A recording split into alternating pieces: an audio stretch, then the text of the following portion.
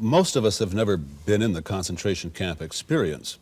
We've never had to go through that horror and tragedy, and so one would think that today it would be easier to find meaning in life, and yet I sense that it's more difficult in a sense today than it was in years past. Do you think that? You are absolutely right. Well, why is that? Because we are living in a society, either in terms of an affluent society or in terms of a welfare state, as we in Austria are living in.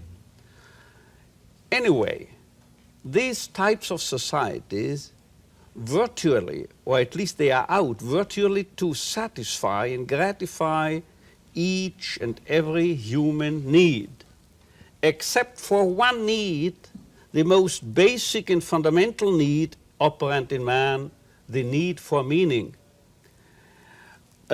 Consumer societies even creating needs, but the need for meaning, or as I'm used to referring to it, the will to meaning remains unfulfilled.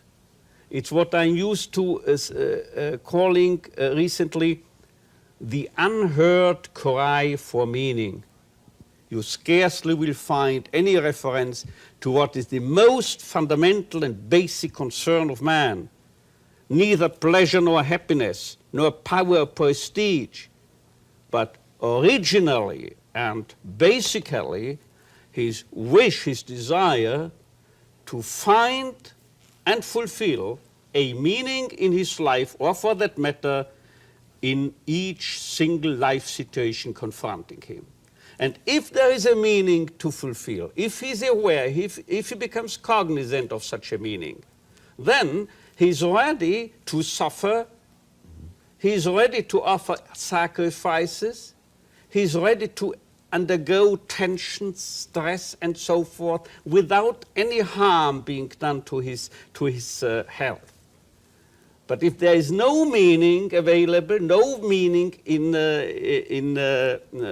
his visual field, then he takes his life. Can you imagine a situation for a human being which is more full of stress than Auschwitz? And virtually all neurotic symptomatology disappeared in Auschwitz. And the degree to which suicide took place in Auschwitz and Dachau was astonishingly, surprisingly low. And on the other hand, in the welfare state of Austria, a teacher showed me a list of questions his students, his pupils, were allowed to ask him, and you know what was top ranking on the list as to the frequency of the questions? Suicide among youngsters of 14 to 15 years of age in a welfare state such as Austria. Suicide. There were virtually no stress or tensions because they are pampered. Nobody allows himself to challenge them. What young people need are ideals and challenges, personal tasks, and to begin with, in the first place, examples, personal examples, but not the coward people who don't venture to confront them with anything because they might become angry because they are challenged. Neither parents nor school teachers are courageous enough to challenge them. Don't arouse tensions. Don't create tensions. Don't put stress on them. See? People are today, they are not over-demanded, they are under-demanded.